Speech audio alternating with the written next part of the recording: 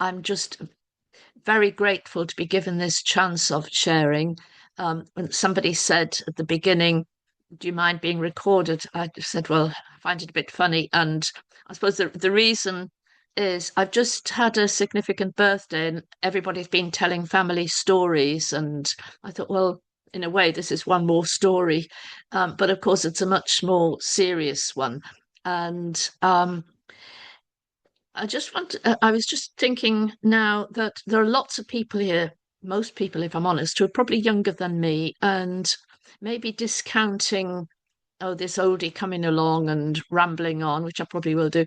Um, but for me, it's been an amazing spiritual journey, and it's going on being a spiritual journey. And just because I've reached one more milestone, it doesn't mean that I sort of metaphorically sit down in front of the fire with my slippers on and get out the knitting. I probably will do all that, but the point of this is the things that I'm still going on discovering and learning about me and the world around me, that is so fantastic, that keeps me here. And I'm definitely not retired from this program. So maybe whatever you can pick up, great. But I hope it helps in your spiritual journey anyway, and your food journey. Um, so my experience, um, I started overeating as a teenager when I was bored with my studies. And then through my university years and 20s, it was a case of diets that produced temporary fixes, including the time, my late 20s, when I was pregnant with my first child and found I'd put on the weight of a baby in the first 3 months, when you're not supposed to put on weight at all. A well-known diet club helped in that case, and I managed to stabilize and become a more or less normal size by the time the baby arrived. The next 20 years were more or less the same: eat or diet to keep myself going while I was doing a very demanding job, bringing up kids on my own after a very difficult marriage fell apart. Um, there was always someone else to have to sort out, a child to deal with, money issues, always the money issues, a lot of them. And meanwhile, I would cook and eat in a disorganized way. Um, I would bake a lot because that's what my mother had done, and she was renowned for her baking in the family. So she seemed a good role model. But meanwhile, life was very rocky living with alcoholism. I was in a 12-step program, which helped. One crisis was when the children left home. And this is where the OA story starts, really. So I was middle-aged by this time and up and down seesawing with the food. I was looking forward to being a free agent, perhaps finding a new partner. But A, I was finding my arthritis was often playing up, and B, I had little confidence in getting out and meeting people. So I'd sit at home in the evenings, snacking and with alcoholic drinks in front of the telly, wallowing in self-pity. Why me, God? Why have I got this arthritis? It should be my time now, shouldn't it? Um, it wasn't a drink problem so much as what went with the drink, by the way, all those nibbles and snacks. Um, and in redoing the fifth and sixth steps in the other program, I realized I had an eating problem. And I knew about OA by that time, and I decided to investigate. And after a year or two, I found a sponsor who would stick with me. I'd had one or two, but they went off traveling. Nothing to do with me, I don't think. I was attending meetings in central London. So there are lots of people in a sort of transitional situation. And there was no internet in those days, of course. Um, Step one, on one level, was fairly easy, and likewise, step two, sort of. I had a religion and a higher power who'd already helped me. Um, he, she, or it had got me through some difficult years. And why wouldn't she or he help me again? So I prayed and prayed and prayed, please take this food away and give me some sort of social life and so on. But it took me actually about a year to get abstinence. I didn't really get the immediacy of the program, that I didn't have to plan for the next 5 years. A lot of my job had been in planning, so I thought we planned. It was really about today. Could I do it today? And so the one day at a time um, mantra was what really got me going. Um, I suppose I treated it just like a superior sort of diet, like those diet clubs, but with God around as well. So that was my take initially. So I prayed and I wrote down food and I gave up certain trigger foods. Sometimes I'd say, well, just for today, I won't have this or that. But it wasn't, I didn't get the seriousness of it, I suppose. I thought as long as I just lost a little bit of weight and the physical thing would get better, the arthritis would get better, and so on. I'd look a bit better, a bit younger, maybe, a bit younger. That was always nice. And so that was step two, I suppose, just trying to get some sort of sanity. And step three, yeah, I did have a higher power, but why didn't my higher power help me? Um, I went to the regular meetings. It was probably weekly in those days. Um, as I said, I was doing a busy job and I had less energy than earlier. Um, step four and five, I had this lovely sponsor um, who's still with me 20 years later. She had a lot of patience. And I checked in with her just the other day and she said she's happy to continue. It's amazing. We go back a few decades, both of us now.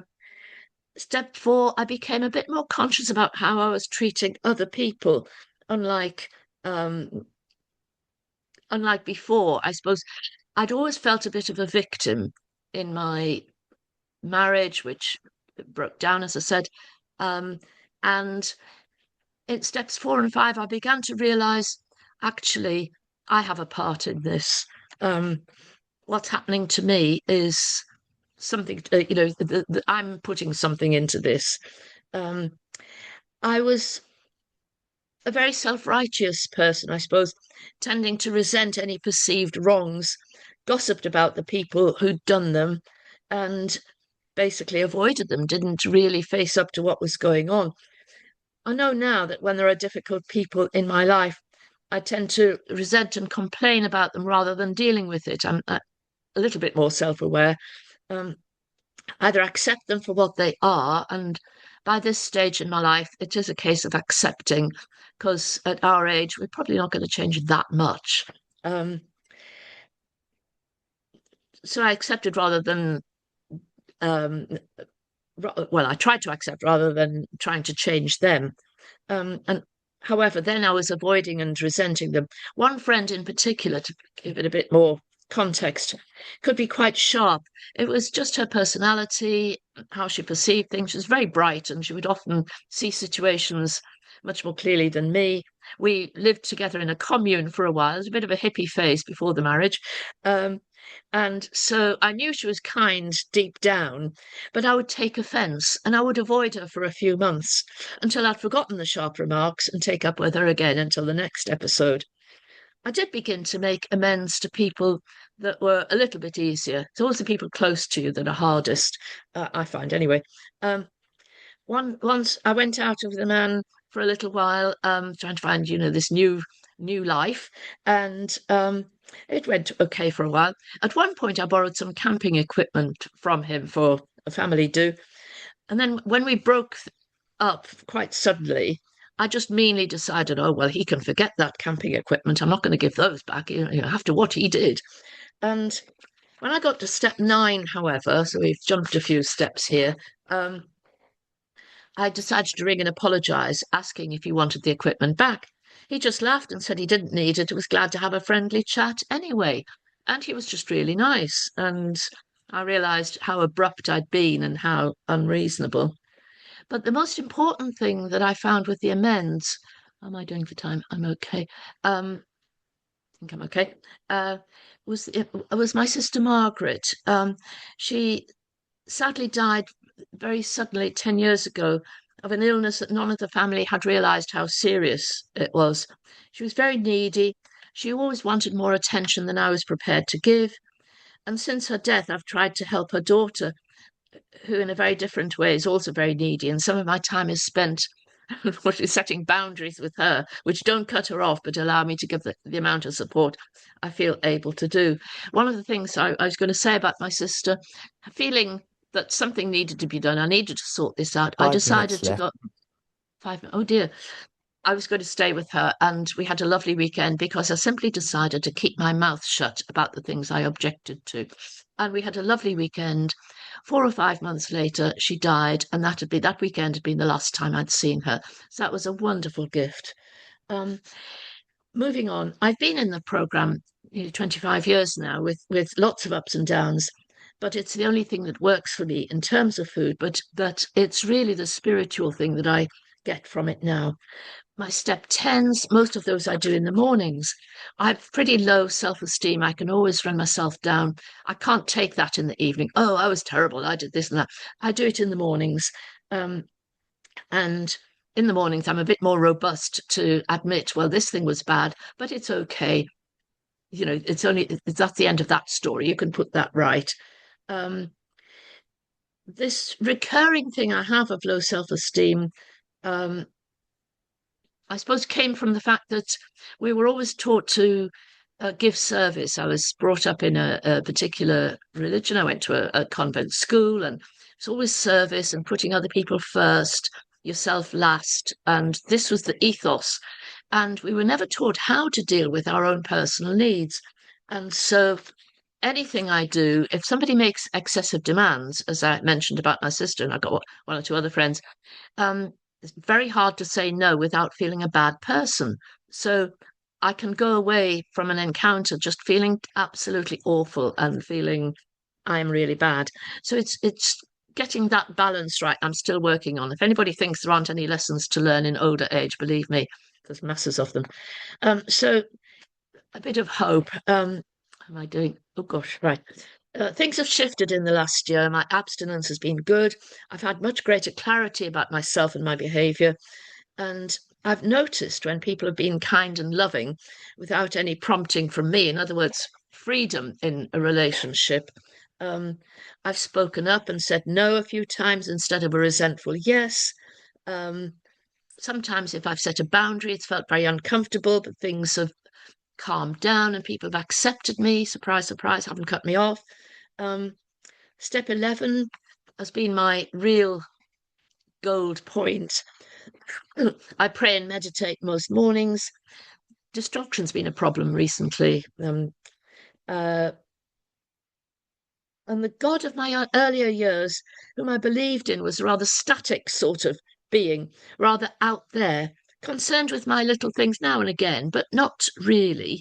Now I just see that God is in it with me, and on a day-to-day basis, I know that we're in it together. We're a cooperative. And to give an example of how immediate, and people, I've learned about two-way prayer in this program, which I found wonderful. I don't always write things down, but often it's in my head. Okay, God, there's this problem. I feel terrible. It's not fair. She's done this. This is awful. It's not, it's not fair. It's not fair. Over to you. What's it all about? And give an example. I was resentful the other day. I'd emailed one of my sisters asking for some photo slides for this big family do. And she sent them in the end, not to me, but to my son and his wife. Why? Why? I thought, had she taken against me again after an incident I thought we'd resolved last year? I was upset, handed it over, and talk about a quick answer. I learned that she had indeed sent them 2 or 3 times to me, but to the wrong address. And an email left. address that goes down. Thank you. So that's God. Not only that, she sent me a lovely card. And so we're creating a new reality together. I'm not this awful person. I'm not this saint. I'm somewhere in between, and God and me are creating it together.